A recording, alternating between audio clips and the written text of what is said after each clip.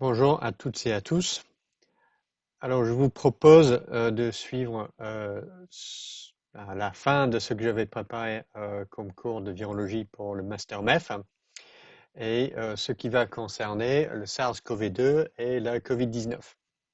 Donc, le SARS-CoV-2 ou SARS-CoV-2, c'est une nouvelle espèce de coronavirus, donc, c'est-à-dire qui fait partie de la famille des Coronaviridae. Et c'est une famille de virus de la classe 4 de Baltimore avec un génome en ARN brun plus. La particule virale ou le virion est de forme sphérique, c'est un virus enveloppé et qui contient à l'intérieur une nucléocapside hélicoïdale.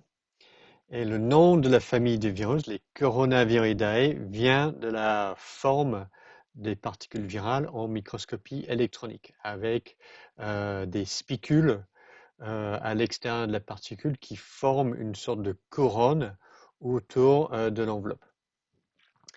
Lorsqu'on regarde la structure de ces particules virales en plus de détails, on a quelque chose qui est assez simple. À l'intérieur, la nucléocapside composée de l'ARN viral associé avec la protéine N, protéine de nucléocapside. Donc ça forme des filaments qui s'enroulent sur eux-mêmes pour donner une sorte de pelote de laine d'ARN viral à l'intérieur de la particule. À l'extérieur, on a une seule glycoprotéine d'enveloppe, la glycoprotéine S pour spicule ou spike. Et en plus, on a deux protéines membranaires d'enveloppe, la protéine M et la protéine E. Alors, ce qu'il faut savoir, c'est que il existe ou il existait quatre coronavirus humains, deux du genre alpha coronavirus et deux du genre bêta coronavirus. Et ces quatre espèces de coronavirus humains sont responsables d'infections saisonnières. À côté de ça, depuis une vingtaine d'années, on a pu identifier et suivre l'émergence de nouvelles virus du genre bêta-coronavirus qui provoquent des infections plus sévères. Et le dernier de ces trois, c'est le SARS-CoV-2 qui est responsable de la COVID-19. Alors, il faut être conscient que bon, bah, les coronavirus humains sont avec nous depuis, en tout cas, plusieurs décennies, voire plusieurs siècles, et on vit avec tant bien que mal. Donc, ils sont responsables d'infections respiratoires saisonnières et leur pathogénicité a été étudiée chez les enfants parce que la plupart du temps, des infections chez les enfants provoquent juste une congestion nasale, un rhume avec une toux et plus rarement de la fièvre ou un sifflement au poumon. Donc, en ville, très rare ces indications d'une infection systémique. Or, ce sont des infections qui peuvent également provoquer l'hospitalisation des enfants. Et chez les cas hospitalisés, on a moins de symptômes au niveau des voies respiratoires supérieures, donc congestion nasale et tout, plus de fièvre et plus de sifflement au poumon.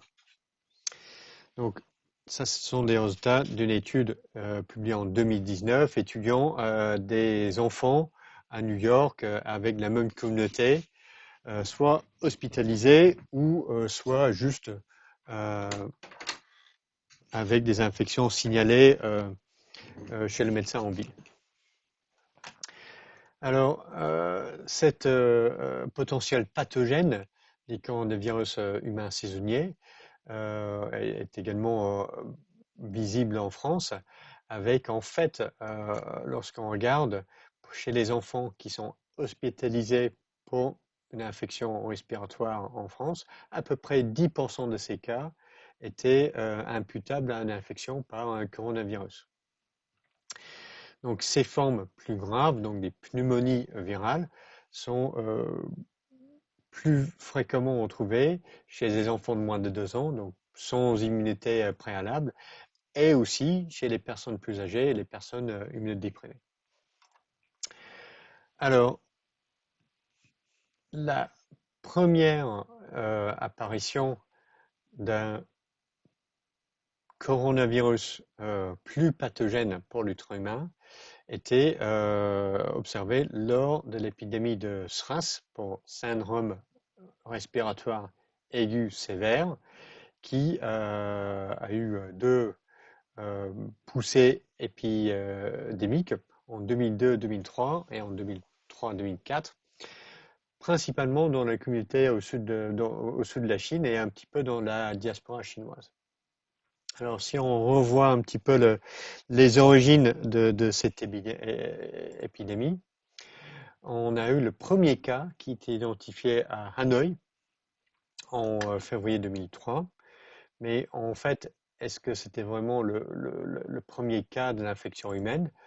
Bon, bah, petit à petit, après, on commençait à voir au mois de mars de multiples cas dans plusieurs pays, mais dont la majorité se trouvait à Hong Kong. Et en fait, la, l'étude du traçage de contact à Hong Kong et de reconstruire des chaînes de transmission a permis d'identifier le patient zéro qui venait en fait de Chine. Donc du coup, à ce moment-là, on commençait à se demander, mais peut-être en fait, il y avait des cas en Chine.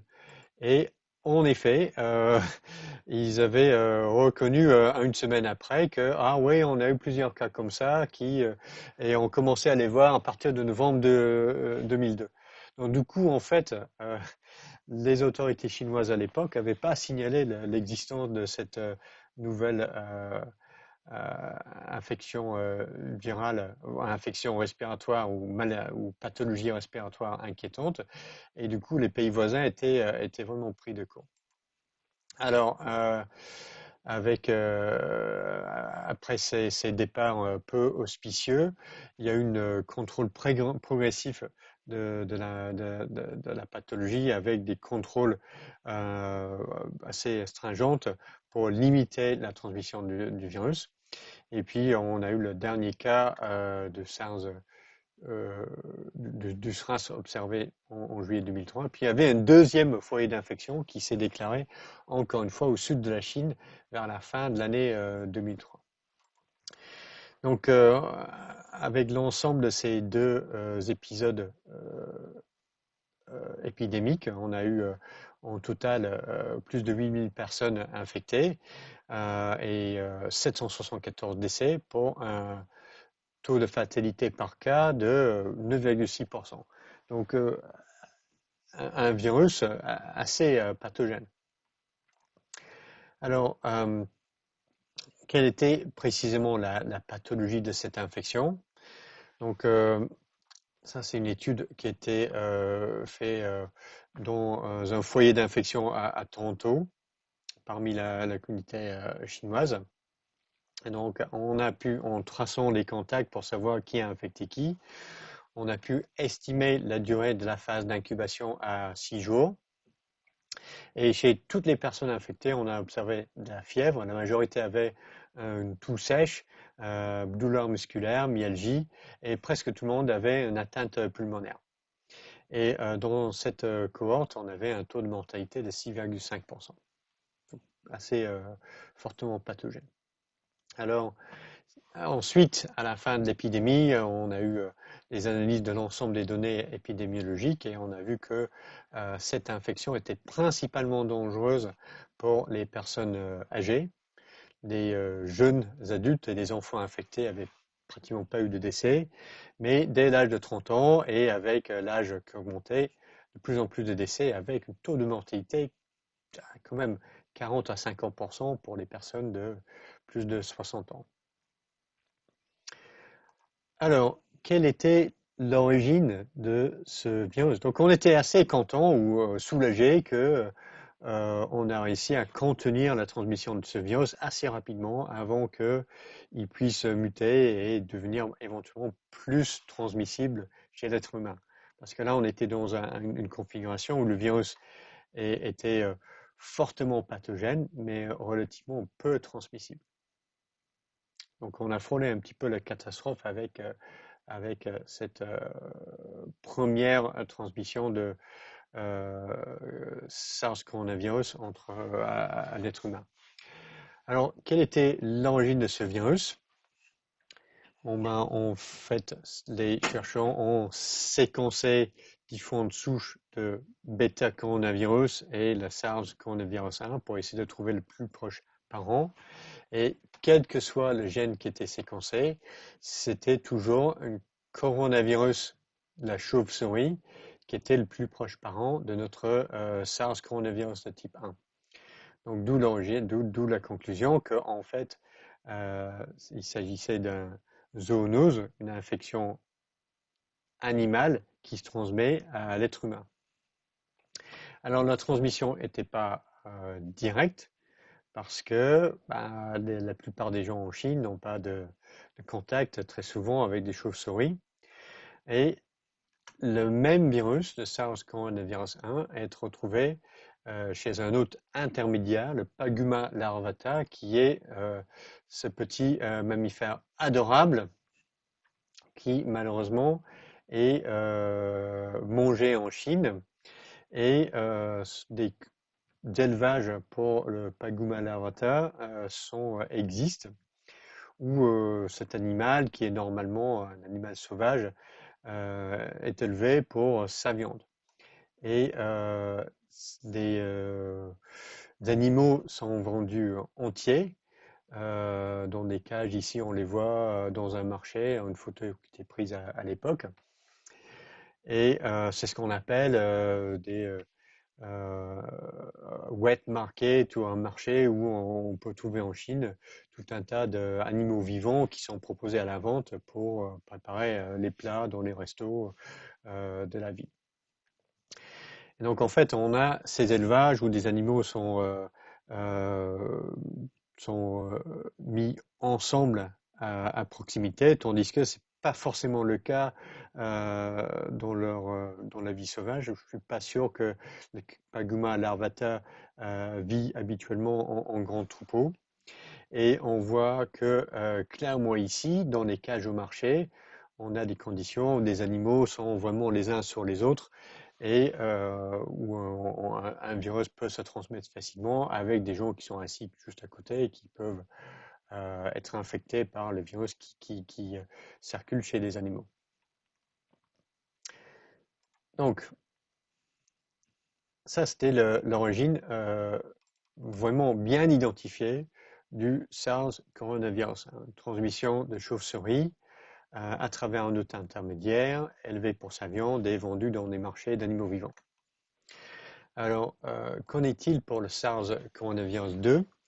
Et ici, je ne sais pas si vous avez suivi des infos ou des débats sur les réseaux sociaux sur cette question-là, mais il y a deux origines qui ont été proposées, soit une transmission un peu naturelle comme ça, avec un marché qui est incriminé au centre de la ville de Wuhan. Et une deuxième hypothèse, c'était que en fait, ce virus-là, le SARS-CoV-2 ou SARS-CoV-2, venait en fait de l'Institut de virologie de Wuhan, qui est l'un des centres en Chine qui étudie ces coronavirus et les virus apparentés chez la chauve-souris. Et donc on se demandait s'il ne pouvait pas avoir une libération de ce virus par accident, ou même s'il a été proposé que l'origine du SARS-CoV-2, c'est une expérimentation scientifique qui modifie le virus et que finalement on a créé ce virus au laboratoire. Alors, ce sont des hypothèses qu'on on peut pas juste balayer d'un revers de main comme ça. On sait que par le passé, c'est-à-dire il y a peut-être une quarantaine d'années maintenant, on a eu des virus qui se sont échappés au laboratoire et qui ont réussi à infecter les gens. Donc c'est pas tout à fait impossible. Et donc différents experts ont essayé d'analyser les informations disponibles pour un peu donner un avis sur ces deux hypothèses-là. Et donc, donc ça a abouti à une publication dans Cell l'année dernière où cette équipe-là de virologues ont euh, publié une synthèse de ce qui est connu sur les origines de ce virus. Alors, un élément important, c'est d'essayer de tracer les premiers cas pour avoir une idée de l'origine de l'épidémie. Donc, ce que l'on peut faire, c'est de regarder sur une carte où vivaient les premières personnes infectées et leur proximité, soit du marché de Huanan, soit de l'Institut de virologie de Wuhan, le WIV ici sur la carte. Et là, on voit que les tout premiers cas diagnostiqués et identifiés à Wuhan, ils sont tous à proximité du marché de Huanan. Et en fait, tous au côté au nord, ou tous ou presque, sur la rive nord du fleuve Yangtze. Pratiquement personne dans le sud.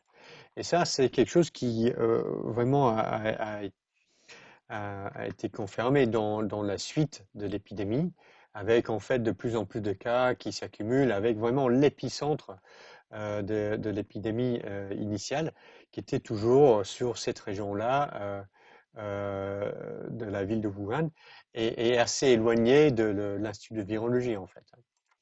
Donc les premiers cas étaient centrés autour du marché du marché Wuhan et pas à proximité de l'Institut de virologie. Et en plus, on n'avait pas de cas cliniques chez les employés de l'Institut de virologie, ni de leurs contacts, c'est-à-dire les membres de leur famille, etc. Donc il n'y a vraiment pas d'informations de données en faveur de l'échappement de virus par accident à partir de cet institut. Alors, une partie un petit peu de cette histoire, c'est la suggestion que le virus a pu être le fruit d'une expérimentation, d'une expérimentation, et qu'en fait, c'est un virus qui était génétiquement modifié dans cet institut de virologie et puis libéré quelque part, qui sait, même exprès.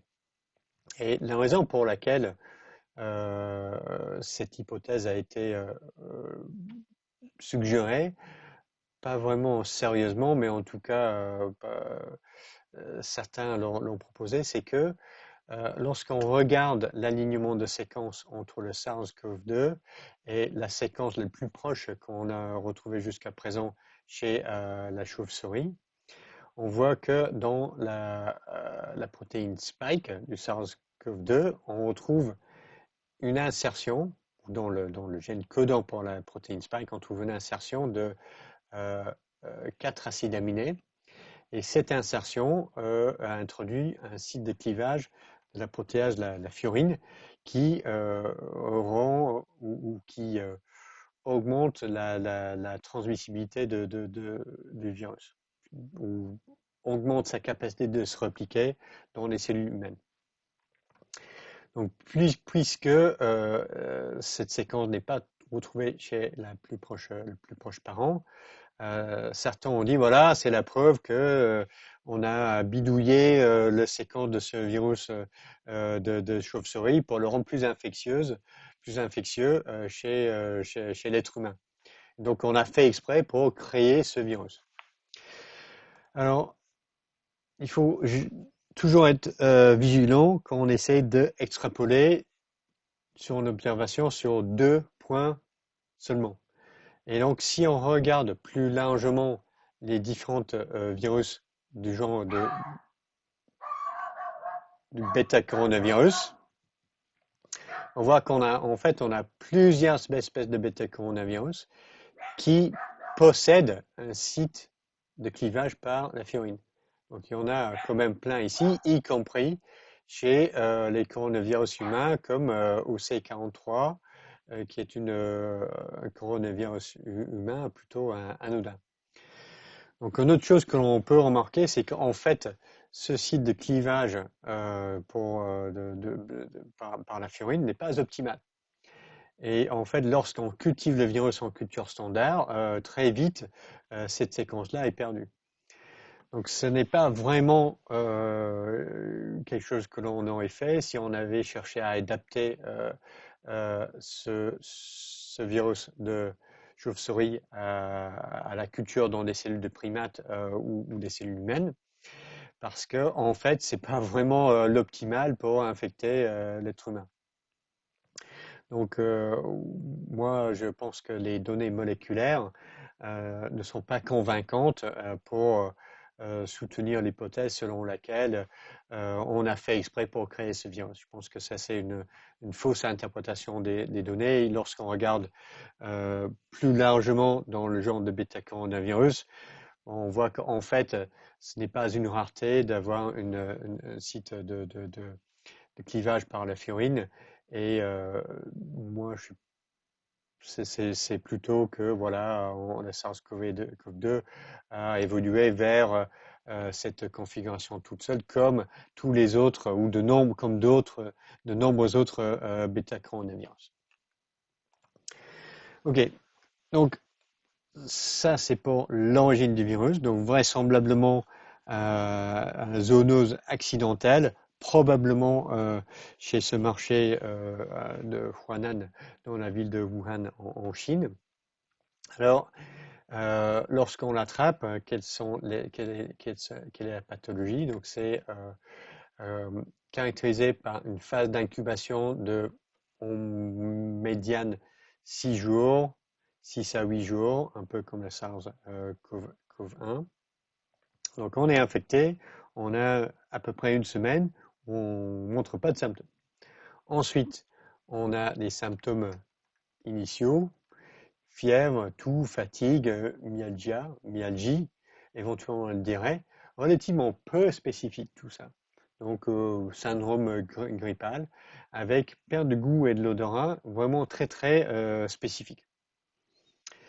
Donc si on a ce type de symptômes, bon, il faut faire un test diagnostique pour être sûr que vous avez vraiment la COVID-19 et pas une autre infection virale quelconque. Donc, on a ces symptômes qui se déclarent au bout d'une semaine post-infection et qui vont durer 3-5 jours, peut-être une semaine. Et si tout se passe bien, vous restez chez vous, vous prenez une aspirine ou un paracétamol de temps en temps et vous entendez que ça se passe. Malheureusement, chez une proportion de personnes infectées, ça va pas se passer bien. Et au bout d'une semaine de ces symptômes qui ne disparaissent pas, ça va s'empirer et les personnes avec les syndromes les plus sévères vont avoir des difficultés à respirer, une dyspnée. Et puis ensuite, certaines proportions vont avoir besoin d'un soutien respiratoire avec un apport d'oxygène. Et malheureusement, une faible proportion ont besoin d'être soignés en unité de réanimation et en soins intensifs. Alors, ce que l'on a compris, c'est qu'en fait, on a deux phases dans la pathologie de cette maladie. Donc, la phase initiale, c'est vraiment le pic de réplication virale et le démarrage de notre réponse immune contre le virus qui va provoquer des symptômes. Donc, fièvre, toux sèche, maux de tête, syndrome grippal. Donc ça, c'est le pic de réplication virale qui en est directement responsable. Ensuite, tant que avec les symptômes qui deviennent plus sévères, les symptômes finalement finissent par être plus lié à une réponse inflammatoire de l'hôte qui va empirer la pathologie. Donc c'est ça qui va mener vraiment au décès de la personne avec une hyperinflammation et aussi un enclenchement de la voie de coagulation sanguine pour former un tas de petites thromboses au niveau du poumon. Donc on a ces deux phases de la maladie, phase aiguë virale et lorsque ça s'empire avec des patients en soins intensifs en réa, on a plutôt la réponse inflammatoire de l'hôte qui est responsable d'une grande partie des symptômes. Alors, en termes de sévérité, quelle était la sévérité du de la COVID-19 dans sa forme initiale? Donc, l'une des meilleures publications que j'ai trouvées là-dessus, c'était une équipe d'épidémiologues à l'Institut Pasteur qui ont pris en compte l'ensemble des données en France jusqu'en mai 2020. Donc, c'était un article publié dans Science en 2020. Donc, et ils ont essayé de avoir une estimation du nombre total des infections et pour chaque personne infectée, quelle était la probabilité d'être hospitalisée et chez les personnes hospitalisées, quelle était la probabilité de décès ou le risque plutôt de décès. Et ces résultats étaient stratifiés par âge et par sexe. Donc, chez les jeunes adultes, le taux de mortalité par infection, l'IFR, était moins de 1 sur 10 000. Donc, pour une population comme, par exemple, l'ensemble des étudiants de l'Université de Nantes, si on avait eu tous les étudiants infectés en 2020, on aurait pu s'attendre à 3 ou 4 décès pour la population étudiante. Mais avec chaque tranche d'âge, le risque augmente avec finalement un IFR globalement pour la population française d'environ 0,5%. Et donc ça, c'était quand même quelque chose d'assez préoccupant en 2020 parce qu'on pouvait très bien imaginer avec un virus contagieux qui pouvait infecter peut-être 50 millions de personnes dans la population française, on pouvait avoir quelque chose comme 250 000 décès dans l'année. Donc un événement de santé publique majeur. Et c'est pour ça que bon, le gouvernement a mis en place toutes les restrictions pour juguler la transmission de ce virus.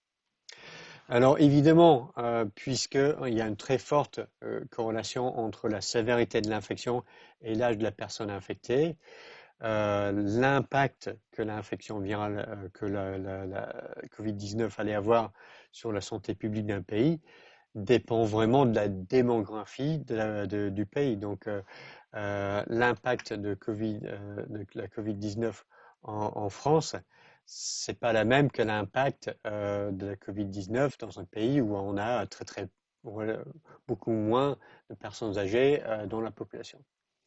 Donc un pays comme la République démocratique du Congo, par exemple, n'allait jamais avoir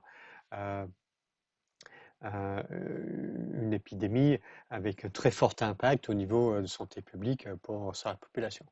Mais néanmoins, avec un risque important pour les personnes plus âgées dans la population.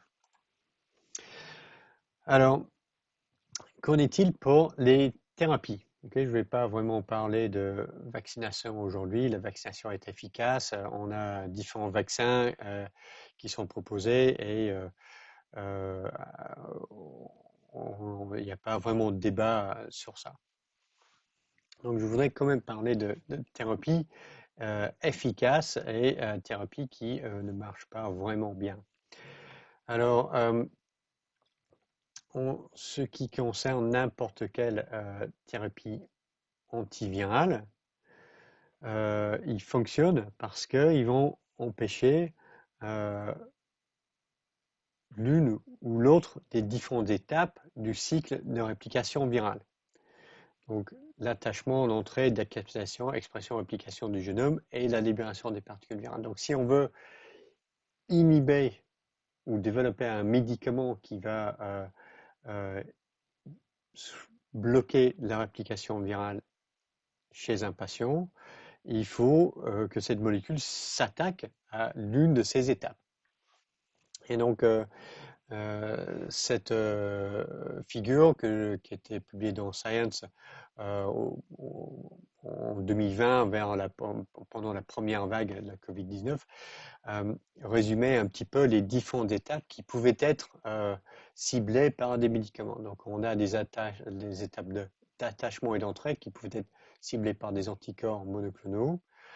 Ensuite, les coronavirus humains saisonniers rentrent par endocytose et ensuite la fusion membranaire est déclenchée par l'acidification de l'endolysosome. Et donc l'hydroxychloroquine et la chloroquine peuvent inhiber cette étape d'acidification. Après la fusion membranaire, l'ARN viral est livré dans le cytoplasme de la cellule infectée et il est immédiatement pris en charge par les ribosomes de la cellule infectée.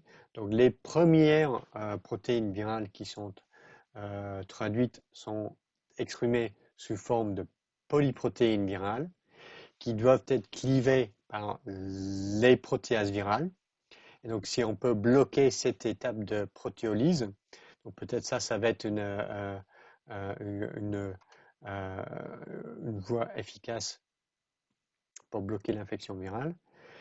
Parmi les protéines virales que l'on trouve dans le génome, il existe l'ARN polymérase dépendant de l'ARN du virus. Et peut-être si on peut développer des inhibiteurs de l'ARN polymérase, bon à l'époque c'était le remdesivir, mais le molnupiravir c'est une molécule de ce type-là, peut-être on peut bloquer l'infection. Donc en effet, donc je vais présenter les résultats des anticorps monoclonaux qui bloquent les premières étapes. Le Paxlovid, qui est un inhibiteur de la protéolyse, et éventuellement le molnupiravir, qui est un inhibiteur de l'ARN polymérase virale. Et je vais discuter un peu des données sur l'hydroxychloroquine et l'ivermectine. Et dernière chose, c'est bon c'est pas tout de bloquer la réplication virale. Il faut aussi être capable de soigner les formes sévères qui, comme on a vu, sont provoquées par plutôt le syndrome inflammatoire chez la personne infectée. Alors, pour les anticorps monoclonaux, donc il y a plusieurs articles publiés, des dizaines probablement, décrivant des anticorps monoclonaux humains dérivés à partir des personnes infectées. Et deux essais cliniques que je vais présenter.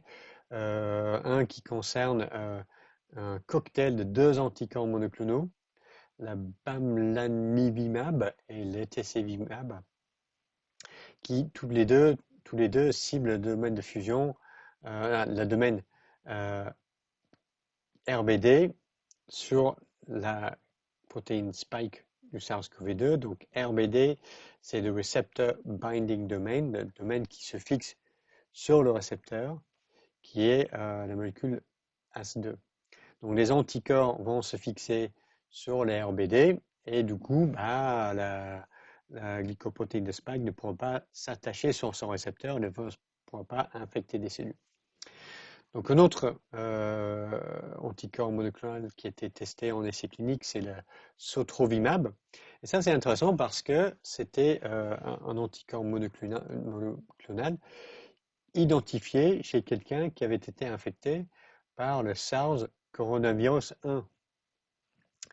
Et cet anticorps est capable de neutraliser le SARS-CoV-2 et le SARS-CoV-1. Donc en fait, il risque d'être capable de reconnaître toutes les variantes de SARS-CoV-2. Alors, les essais cliniques. Donc cet article-là, c'est le résultat du test du cocktail bamlanivimab plus l'etesivimab. Donc le design expérimental, c'est on va recruter 1000 patients qui ont un test positif pour l'infection par SARS-CoV-2 et qui ont au moins un cofacteur clinique pour développer des formes sévères, donc diabète, maladie cardiovasculaire, l'âge, surpoids, des choses comme ça. Et on va les randomiser et on va initier la thérapie moins de 5 jours après le déclenchement de leurs premiers symptômes. Donc on va essayer d'agir rapidement pendant la première phase de la maladie. Donc les résultats, et on va les suivre pendant 28 jours après l'initiation de leur thérapie. Donc chez les patients avec un placebo, 7% étaient hospitalisés, il y avait 10 décès. Chez les patients avec des cocktails anticorps, seulement 2% étaient hospitalisés et pas de décès. Donc ça, c'était fortement significatif et une efficacité clinique avérée. Alors pour le sotrovimab, design expérimental tout à fait comparable, cette fois-ci moins de patients inclus et voilà, on randomise les patients, et on suit le groupe placebo et le groupe qui reçoit l'anticorps sur 28 jours. Chez le groupe placebo, 7% hospitalisés, 5 entrés en soins intensifs. Chez le groupe avec les médicaments, seulement 1% hospitalisés. Donc, très bonne efficacité également. Alors, qu'en est-il pour le molnupiravir, notre approche pour inhiber l'ARN polymérase virale et bloquer la réplication du virus? Donc là, comment ça marche? Donc le molnupiravir, c'est un analogue de la cytidine. Et ce qui va se passer, c'est que l'ARN polymérase virale, à la place de la forme triphosphorylée de cette molécule, il va intégrer à la place des cytidines des molécules de molnupiravir. Donc on voit que c'est le groupement amine ici de la cytidine qui est modifié. En fait, ce qui va se passer, c'est que ça va perturber tout l'appareillement de base et du coup, lorsque cette ARN virale aura incorporé la molnupiravir à la place des cytidines, ça va introduire des mutations dans le génome. Donc le virus va devenir très rapidement hypermuté et ne pourra pas fonctionner. Alors, en termes d'efficacité clinique, là c'est encore un essai, voilà, avec 1400 patients randomisés avec un test SARS-CoV-2 positif et le traitement initié moins de 5 jours après les premiers symptômes. Donc cette cohorte, ils avaient 14% des patients hospitalisés ou morts, mais chez les chez les patients qui avaient reçu le placebo, chez les patients qui avaient reçu le molnupiravir, seulement 7%. Donc on avait une efficacité à peu près 50%. Donc significative, mais un peu moins que ce qu'on a vu avec les anticorps. Et dernier traitement à voir, c'est le Paxlovid, commercialisé par Pfizer, et qui est une association de deux molécules, donc le nirmatrelvir, qui est en fait un inhibiteur de la protéase virale, qui est associé avec le ritonavir. Donc le ritonavir, il est là pour booster la concentration de la nirmatrelvir, parce que sinon il va être inactivé par des enzymes du foie. Et le ritonavir va bloquer ces enzymes du foie. Alors, c'est un inhibiteur, le nirmatrelvir, c'est un inhibiteur qui a été développé initialement contre la SARS coronavirus 1 par Pfizer. Donc avec l'apparition du SARS-CoV-2, bon, ils ont regardé dans leur tiroir pour savoir ce qu'ils avaient de dispo.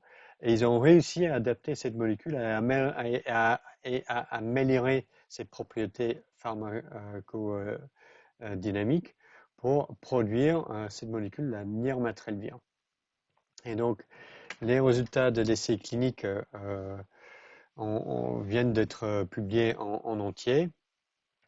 Et en fait, là, on a à nouveau même type de design, presque 1400 patients avec un test positif pour le SARS-CoV-2 avec au moins un facteur de risque pour une forme sévère de la maladie et randomisé et traitement initié moins de 5 jours après les premiers symptômes. Donc là, chez les patients qui ont reçu placebo, 6,4% hospitalisés, dont 12 décès. Et chez les groupes qui ont reçu le Paxlovid, seulement 0,8% d'hospitalisation et 0 décès.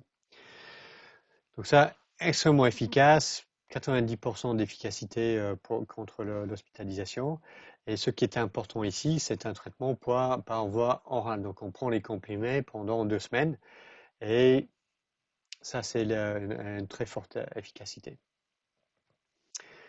Donc ça, c'est vraiment les nouveautés qui changent un petit peu la donne pour la prise en charge clinique de la Covid-19.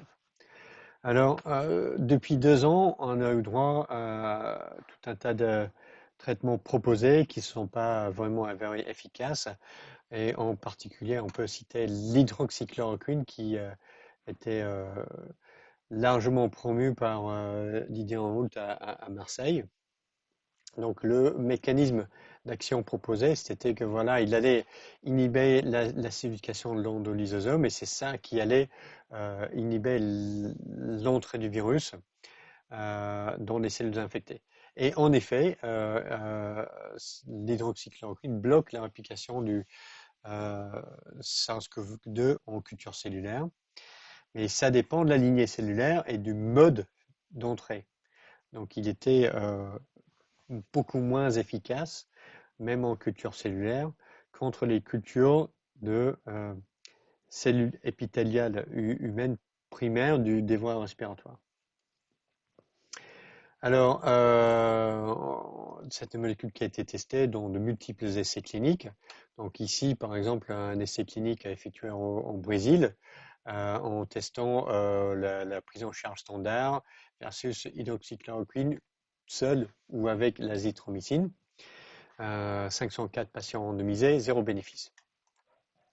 C'était aussi testé en essai clinique au Royaume-Uni en 2020, pendant la vague initiale, et ils avaient randomisé 3000 patients, enfin presque plus de 4500 patients en tout. 3155 avaient reçu la prise en charge standard, 1561 avec en plus l'hydroxychloroquine. Pas de bénéfice. Donc là, il y avait vraiment 0 bénéfice par rapport aux soins standards. Donc ça, c'était l'hydroxychloroquine. L'autre molécule qui a eu beaucoup d'adeptes, au moins sur les réseaux sociaux, c'est l'ivermectine. Donc c'est un peu l'hydroxychloroquine pour 2021. L'ivermectine, c'est une molécule qui est un antiparasitaire, qui a une efficacité clinique contre les infections parasitaires et en fait a aussi une activité antivirale en culture cellulaire. Donc ça, c'est, si on regarde la quantité d'ARN viral qui est libérée dans une culture du virus en culture cellulaire, en fonction de la concentration de l'ivermectine, on voit que si on augmente la dose de l'ivermectine, bon, on inhibe la réplication virale avec un IC50 qui est à peu près 2,5 micromolaires. Alors 2,5 micromolaires, ça c'est à peu près 2 mg par litre pour avoir une activité antivirale en culture cellulaire. La dose standard clinique que l'on donne de l'ivermectine, c'est 0,2 mg par kilogramme de la personne. Et on est globalement fabriqué en eau, hein, donc la concentration en milligrammes par kilogramme, ça va être à peu près la concentration massique que l'on obtient dans le corps de la personne soignée. Donc on est 10 fois inférieur à ce qu'était la dose qui était efficace en culture cellulaire. Donc lorsqu'on compare ça avec quelque chose qui a une efficacité clinique avérée, donc le molnupiravir, son IC50 en culture cellulaire, c'était environ 0,1 micromolaire, qui en concentration massique est 0,03 mg par litre. Et la dose clinique qui a été testée, c'était 800 mg par personne, par dose. Donc, ce qui fait peut-être à peu près 10 mg par kilogramme. Donc ici, au lieu d'être 10 fois moins concentré que ce qui est efficace en culture cellulaire, on est 300 fois plus concentré. Donc là, on atteint des concentrations dans la personne qui reçoit le médicament qui peuvent vraiment avoir un effet sur l'application virale. Tandis que les doses d'ivermectine qu'on peut donner, bah, vraiment, ça ne peut pas marcher, quoi. Donc je me suis pas fatigué à rechercher tous les essais cliniques sur l'ivermectine, mais il faut savoir qu'il y a ce qu'on appelle une revue systématique effectuée par la collaboration Cochrane, qui est un truc en recherche clinique, où des experts, hein, les personnes formées pour ce type d'analyse qui ne sont pas impliquées dans les études, mettent ensemble, prennent en compte l'ensemble des données disponibles, font une évaluation de la qualité des données et qui donnent un avis ou publient ce qu'ils considèrent comme étant le, voilà, le consensus sur telle ou telle intervention en médecine. Et donc, ce qu'ils ont trouvé, c'est qu'ils n'ont pas trouvé de données pour soutenir l'utilisation de l'ivermectine pour prévenir ou de soigner l'infection par le Covid-19. Donc vraiment, c'est pas une molécule qui a démontré une efficacité quelconque en clinique. Et si on regarde un petit peu comment ça marche et les concentrations que l'on peut atteindre réellement chez quelqu'un d'infecté, on a vraiment peu d'indications pour penser que ça puisse marcher. Alors, pour compléter un petit peu la discussion sur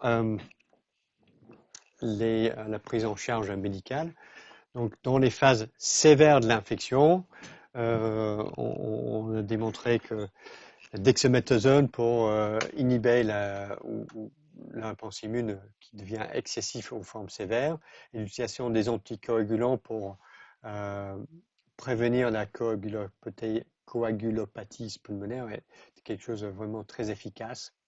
Et c'est ce qui a permis d'améliorer la prise en charge depuis le début de la pandémie et d'avoir des taux de survie des personnes infectées qui sont largement améliorés par rapport au début 2020. À côté de ça, à côté de l'amélioration de la prise en charge, on a eu malheureusement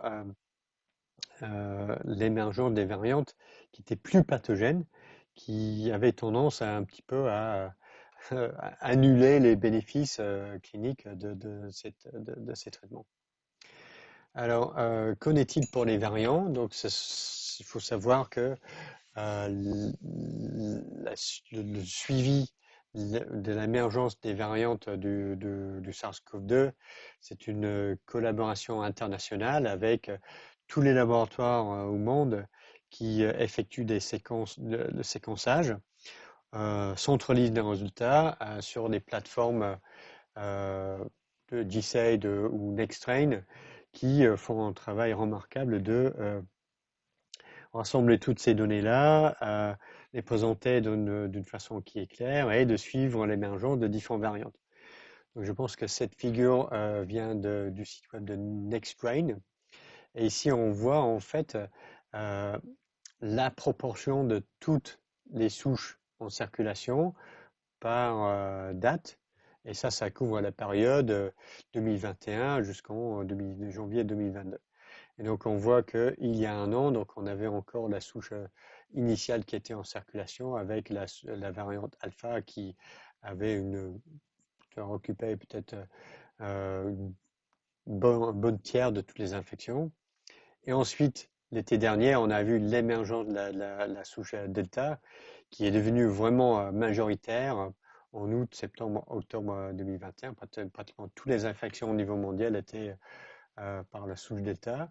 Et puis, à partir de novembre 2021, on a l'Omicron l'Omicron qui a balayé les autres. Et puis à partir de maintenant, là, on est pratiquement 100% Omicron là, pour le février 2022.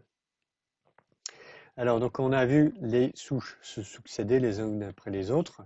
Un petit peu d'informations sur la nomenclature. Si vous allez sur ces sites web, vous allez voir qu'en fait, chaque site web a sa propre système de nomenclature. Donc, Nexttrain a baptisé 20i la souche B.1.1.7 que l'OMS a décidé d'appeler la souche alpha. Mais tout ça, c'est la même chose. Et pareil pour les autres souches. Donc, Omicron, c'est B.1.529 ou la souche 21M. Alors, chacune de ces souches, ou de clades, en réalité, clades de population virale, ont été caractérisées par la présence de certaines mutations dans la glycoprotéine spike, et notamment dans les domaines de fixation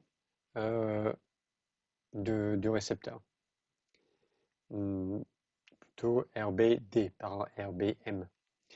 Donc, la souche alpha possède la mutation N501Y, la souche bêta avait N501Y associée avec deux autres mutations, et la souche gamma avait des mutations à ces trois sites identiques.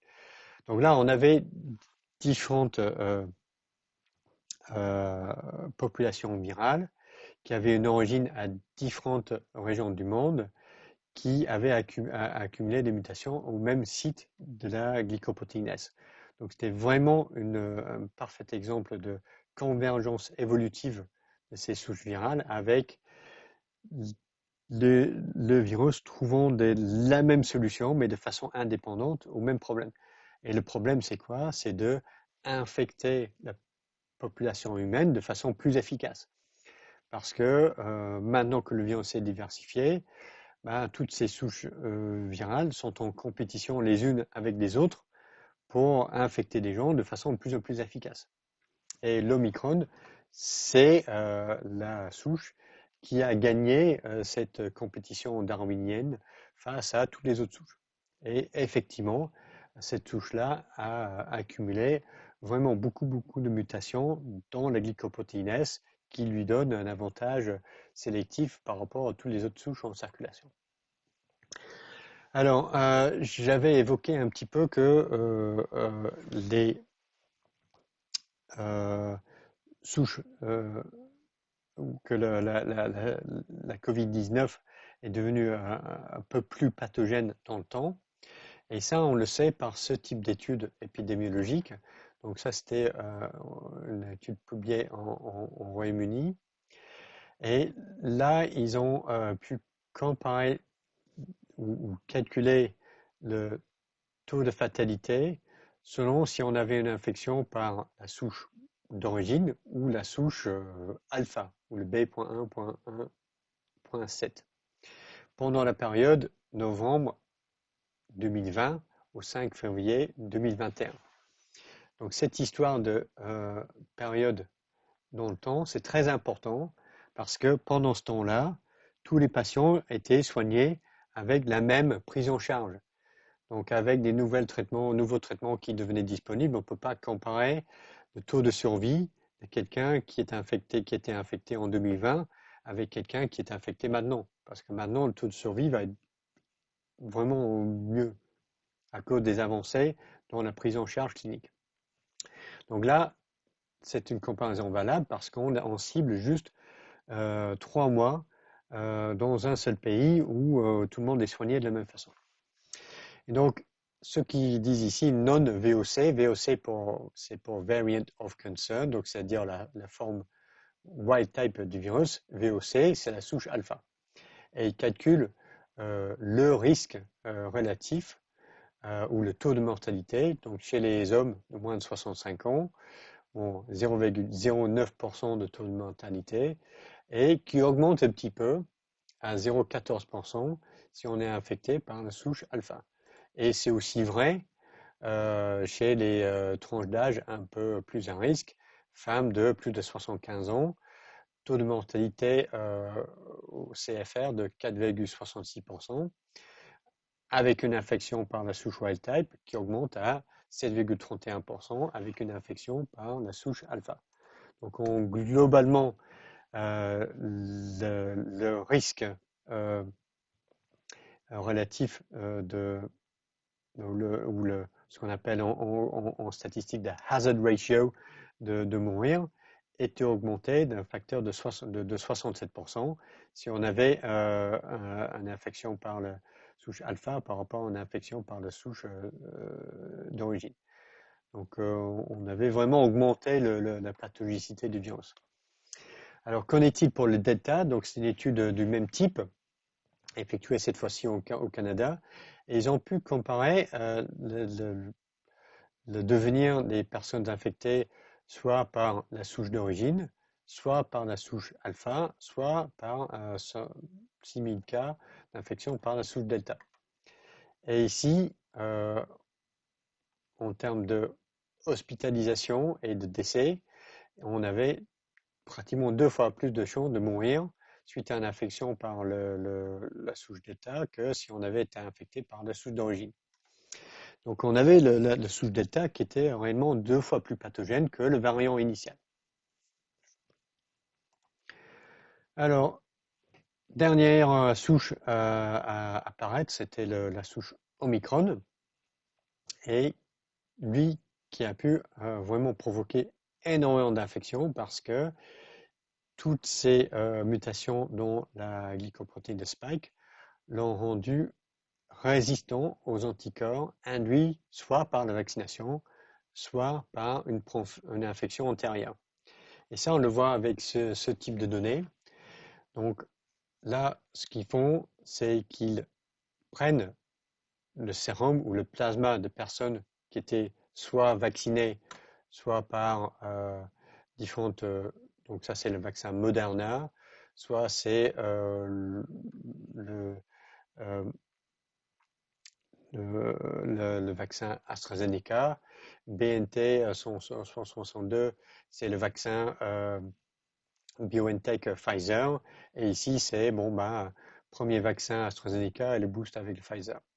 Donc, ils prennent des plasmas de personnes qui ont été vaccinées et ils testent le titre neutralisant contre des souches de virus, contre le virus de souche alpha, bêta, delta ou omicron. Et donc, tous les vaccins maintiennent leur efficacité contre les souches alpha, bêta et delta.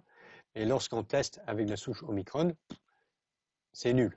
Okay, donc le virus échappe vraiment bien aux anticorps induits par 2 doses de vaccin BioNTech, 2 doses de vaccin Moderna et 2 doses de vaccin AstraZeneca. Et c'est aussi vrai si on avait été infecté par une souche alpha, bêta ou delta. Lorsqu'on teste les plasmas des personnes qui étaient infectées, qui ont récupéré de l'infection, les anticorps dans le sang de ces personnes-là sont incapables de neutraliser le variant Omicron.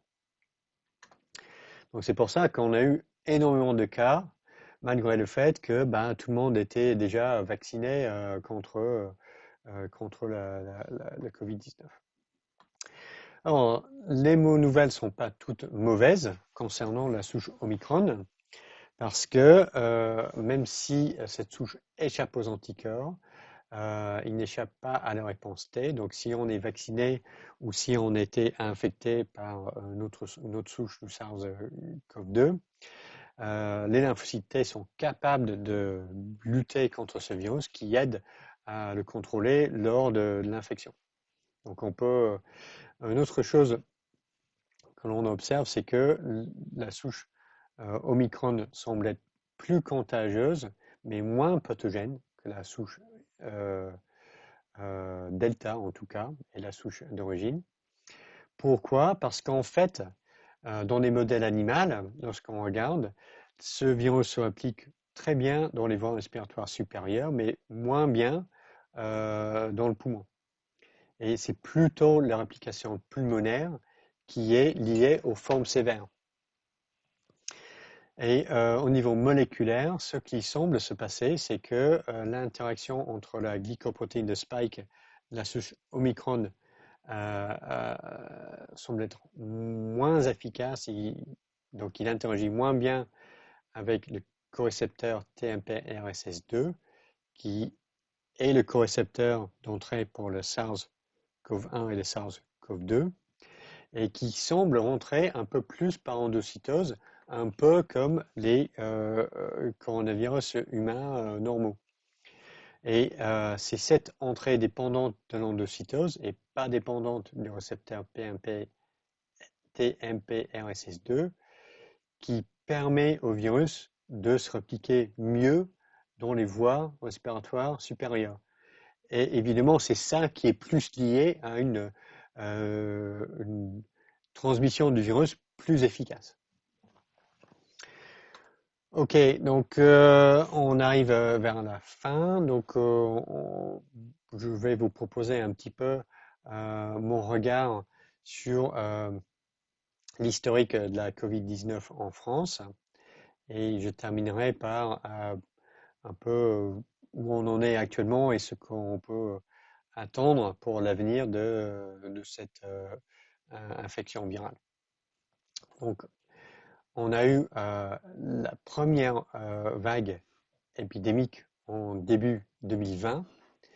Et lorsqu'on regarde ici, au pic ici, on avait 970 décès par jour, mais seulement 4000 cas dépistés par jour.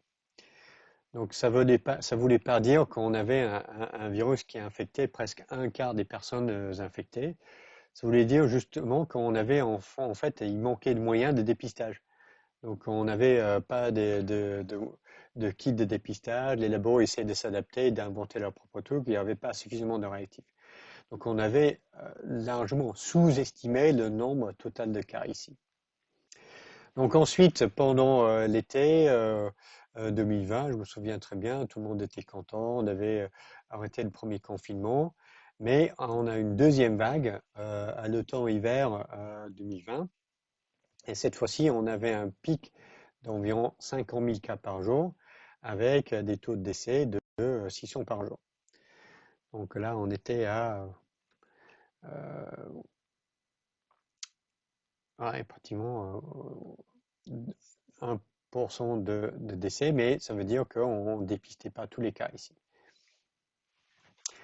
Ensuite, on arrive à l'automne 2021, un nouvel pic épidémique lié cette fois-ci aux variantes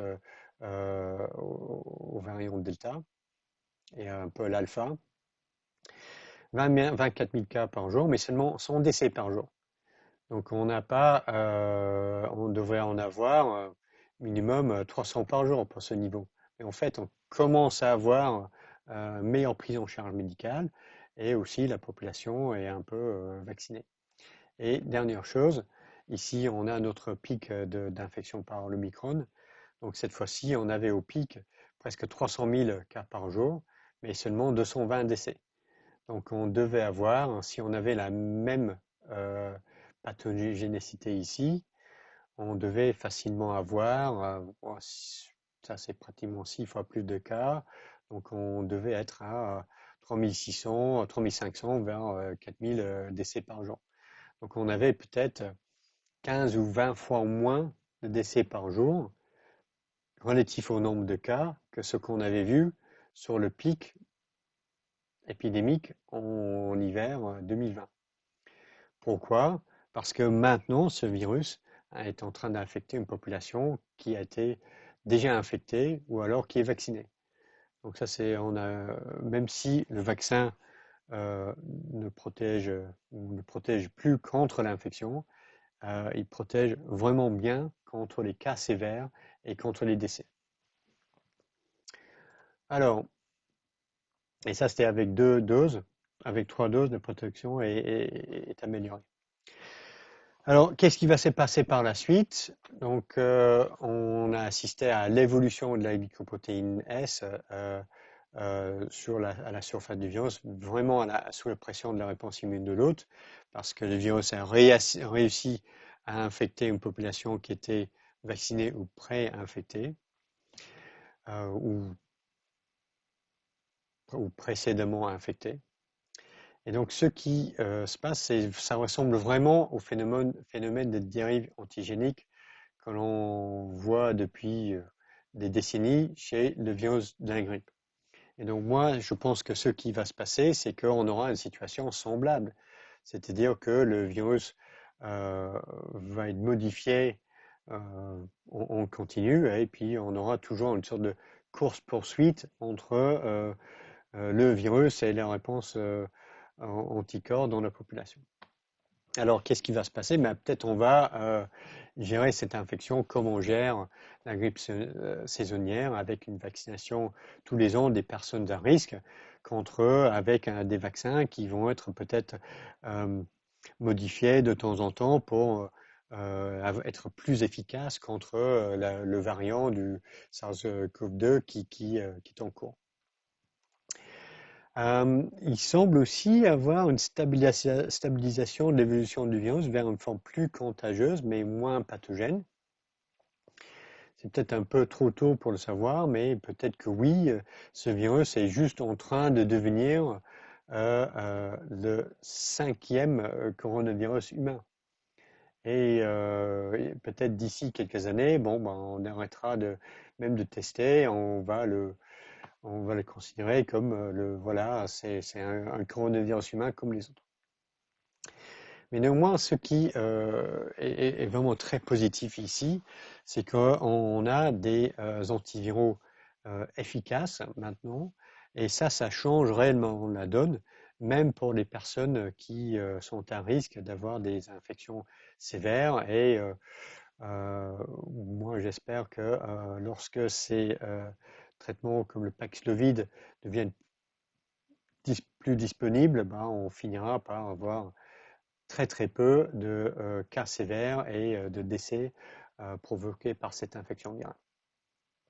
Ok, et juste pour terminer, même si on est protégé par la vaccination maintenant et qu'on dispose de meilleures thérapeutiques pour rendre l'infection moins sévère, moins dangereuse, il ne faut pas oublier que le personnel hospitalier a été très fortement affecté, surtout lors de la première vague des infections, et qu'on a de nombreux soignants qui ont été infectés, qui ont eu des formes sévères ou qui ont même été tués par le virus.